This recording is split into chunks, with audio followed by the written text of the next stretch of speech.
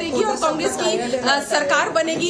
शैलजा जी, बिल्कुल शैलजा जी, क्या आपकी जो स्थिति दिख रही है वो बदलेगी? क्योंकि पहले तो कांग्रेस लीड कर रही थी, अब बीजेपी आगे रुझान कांग्रेस की सरकार नहीं बनेगी और बीजेपी की सरकार बनेगी, ये रुझानों में आ रहा है। ज्यादा एक्साइटमेंट नहीं है किसी को भी। रुझान कांग्रेस का है और वो आएगा। ये राउंड्स चलते हैं, ये सब जानते हैं काउंटिंग कैसे चलती है। अभी आप देखेंगे जैसे जैसे डेवलप होगा। थोड़ी देर पहले कुछ और नजर आ रहा था, आपको अभी कुछ और है, थोड़ा और इंतजार। कांग्रेस पार्टी की सरकार प्रचंड बहुमत से बनेगी। मैंने आपको कहा था 60 प्लस के हम जाए। लग रहा है आपको, क्योंकि ये तो रुझान है, बस नतीजे आपके फेवर में रहेंगे। बिल्कुल रहेंगे, आप देखिए, थोड़ा इंतजार करिए। मुख्यमंत्री को भी लेकर लगातार सवाल उठ रहे हैं कि कौन मुख्यमंत्री, क्या मुख्यमंत्री और उप मुख्यमंत्री का भी फॉर्मूला बनेगा? क्या शैलजा जी इसके लिए तैयार है? This is hardly the point. अभी इस तरह की बात कुछ है नहीं। जो मुख्यमंत्री की बात है वो पहले भी हमने रख दी है और ये मुद्दा चल रहा है कई दिन से। अभी चलेगा जब तक फैसला नहीं होता। बिल्कुल प्रेम है, कैसे नहीं। दलित वोट कांग्रेस के साथ, केवल दलित नहीं, सभी लोगों का वोट है और दलित तो मेजरली कांग्रेस के साथ आया। ठीक, चलिए तो मैम क्या कहना चाहते हैं? उसमें अभी कई तब्दीलियां आती हुई दिखेंगी और कांग्रेस की सरकार बनती हुई दिखेगी, बहुमत में कांग्रेस की सरकार रहेगी।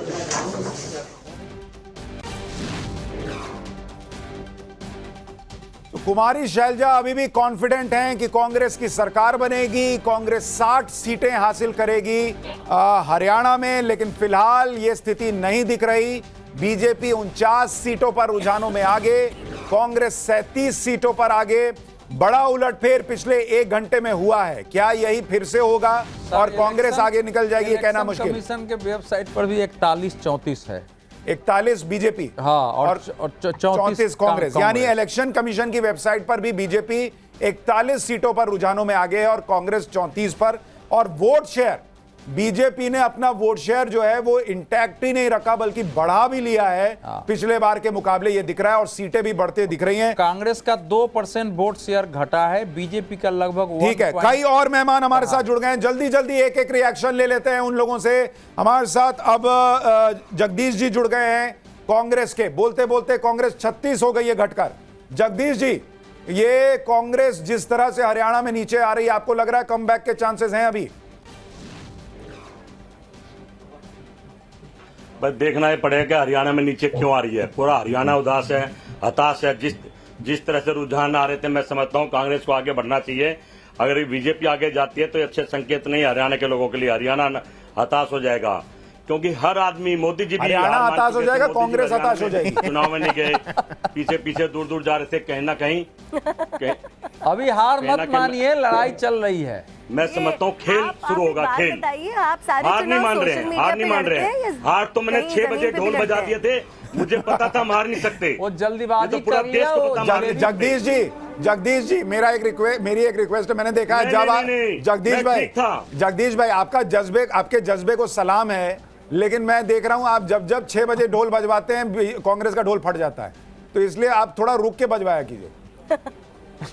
नहीं, फट नहीं जाता, फाड़ दिया जाता है। फट नहीं जाता, फाड़ दिया जाता है। इसकी तरह से कहेंगे तो अच्छा होता है। कांग्रेस पार्टी जमीन पर है, फट नहीं जाता, फाड़ दिया। कौन फाड़ दिया सर? कौन फाड़ दे रहा है कांग्रेस का ढोल? मी भी है। कौन फाड़ेगा? सबको पता है, आप सब हंस रहे, सबको पता कौन फाड़ रहा है। कहने की बात थोड़ी है। पिछले 10 साल में जिस तरह से लोकतंत्र को लूटा जा रहा है, आज सब कह रहे हैं कि कांग्रेस जीतेगी, कांग्रेस आ रही है, और फिर ढोल फटवा रहे हो आप हमारा। चलो, ये तो हमारा नहीं, देश का ढोल फट रहा है। सर मैं आपको बता दूं बड़ी खबर, जुलाना सीट से विनेश फोगाट पीछे, 2100 वोट से विनेश फोगाट पीछे हो गई हैं। वो विनेश फोगाट जिन्होंने अपने 100 ग्राम वजन के लिए भी देश के प्रधानमंत्री को, उनकी सरकार को जिम्मेदार बता दिया था। बड़े बड़े झूठ बोले उन्होंने। अब वो खुद अपनी सीट पर, विनेश फोगाट जुलाना सीट से पीछे चल रही हैं। 2100 वोट से विनेश फोगाट फिलहाल पीछे हो गई हैं। योगेश बैरागी बीजेपी के जुलाना सीट पर आगे हो गए हैं। खैर चुनाव है, ऊपर नीचे लगा रहेगा, अभी आपको इस पर अपडेट देता रहूंगा।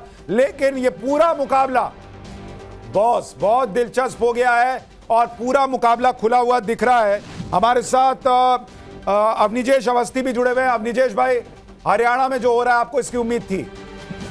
सुशांत, देखो एक बात बड़ी साफ सी है कि जिस तरीके से पूरा नैरेटिव एक चला कि हरियाणा में कांग्रेस की सरकार बन रही है, प्रचंड बहुमत से बन रही है, कल तो यहाँ तक आया एग्जिट पोल के बाद कि 70 सीटें तक मिल सकती हैं और बीजेपी जो है 2, 3, 4, 5, 7, 10 के आसपास ठहर सकती है।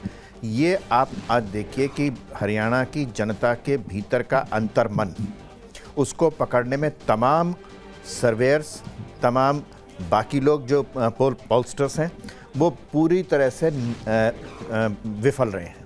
सुशांत, एक बात बड़ी साफ सी है कि अभी बहुत कह रहे हैं कि जैसे अवधेश जी भी कह रहे हैं कि 12 बजे तक शायद संभवतः एक साफ हो, लेकिन एक बात तो बात साफ है ना कि ये कोई एक तरफा चुनाव नहीं था, इसमें कहीं कोई दो राय नहीं है। और जैसा कि आपने विनेश फोगाट के बारे में कहा, कल महावीर फोगाट ने जो कहा, परसों जो महावीर फोगाट का जो था या परिवार का जो था, और वहाँ के लोगों ने देखा कि किस तरीके से हरीश साल्वे जैसा वकील जो है उनके लिए लड़ा, और उसके बावजूद अगर एक टुच्ची या एक क्षुद्र राजनीति के तहत अगर इस तरीके के बयान दिए जाएं तो वो एक खिलाड़ी को शोभा नहीं देते। नहीं, और वो देश ने देखा है कि विनेश फोगाट ने क्या किया। वो जीत जाएं, वो हार जाएं, इससे फर्क नहीं पड़ता। उन्होंने झूठ बोला और झूठ बोला, इसको कोई नहीं नकार सकता। जो आदमी फैक्ट्स में विश्वास रखता है वो सब यही जानते हैं, मानते हैं और विश्वास करते हैं कि विनेश फोगाट ने एक विधायकी के टिकट के लिए बड़े बड़े झूठ बोले और इसको कोई नकार नहीं सकता।